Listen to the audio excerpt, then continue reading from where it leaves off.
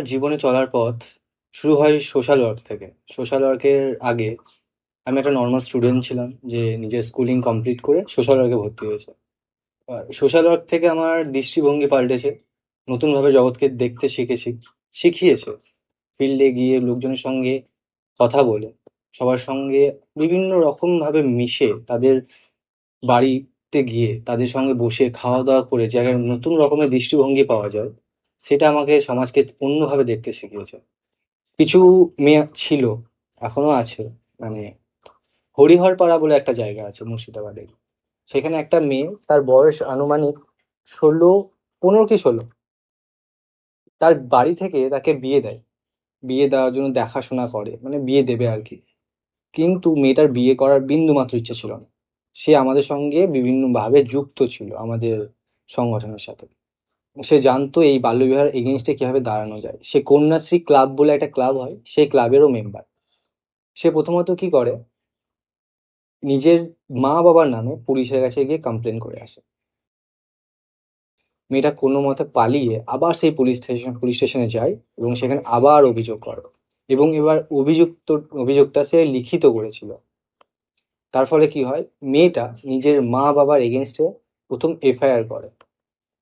সেইটা এখনকার দিনে ওই পাড়ার, ওই অঞ্চলের, ওই ব্লকের প্রত্যেকটা মেয়ের একটা অনুপ্রেরণা, যে একটা মেয়ে নিজের বিয়ে নিজে আটকেছে। তার বয়স মাত্র 15 কি 16।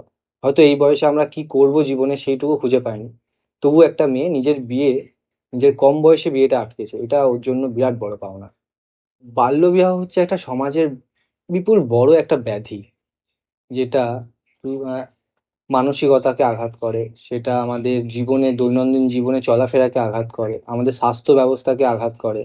তার সাথে সাথে পরবর্তীকালে বিভিন্ন রোগ ব্যাধির একটা আগমন পথ। কম বয়সে বিয়ে করলে একটা মেয়ের, যেখানে ছোট বাচ্চা মেয়ে, তার বয়স 11 কি 12, তার বাচ্চা ধারণ করার ক্ষমতা নেই। আমরা যদি একটু প্র্যাকটিক্যালি ভাবি, একটা মেয়ে যার বয়স 13 14 বা 15, তার ধারণ ক্ষমতা, যেখানে যে জরায়ু আছে, সেখানে একটা বলের মতো থাকে। ওই একটা বলের মতো জায়গায় যদি একটা বাচ্চা ধারণ করে, তার শারীরিক যে ক্ষতি হয়, সে কল্পনার বাইরে। মেয়েটা যতক্ষণ না ম্যাচিওর হচ্ছে, একটা জিনিস একটা বয়স পর্যন্ত যাচ্ছে, তার ম্যাচুরিটি আসছে, ফিজিক্যালি ম্যাচুরিটি হোক, ইমোশনালি ম্যাচুরিটি হোক, যতক্ষণ না আসছে, সে ততক্ষণ ঠিকঠাক বিয়ের যোগ্য বলে মনে হয় না। কারণ এইটা আগামীকালে তার, তার বাচ্চার এবং তার পরিবারের বিভিন্ন রকমের সমস্যা তৈরি করে।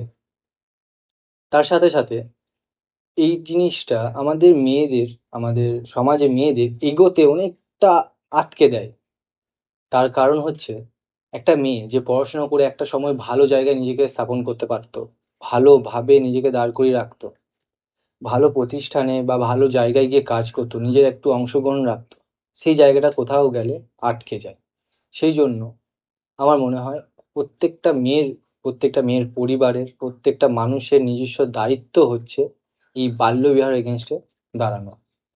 একটা বিয়ে, আমরা খবর পাই যে এরকম একটা জায়গায় বিয়ে হবে, আমরা যেটা প্রসেস 1098-এ কল করি, তাদের সাথে যাই, ওখানে পার্টিসিপেট করি, দেখি হ্যাঁ বিয়ে হচ্ছে। একটা মুসলিম বিয়ে ছিল, বিয়ে পড়ানোর কথা হচ্ছে, বিয়ে পড়াবে এমন সময় আমরা গিয়ে উপস্থিত।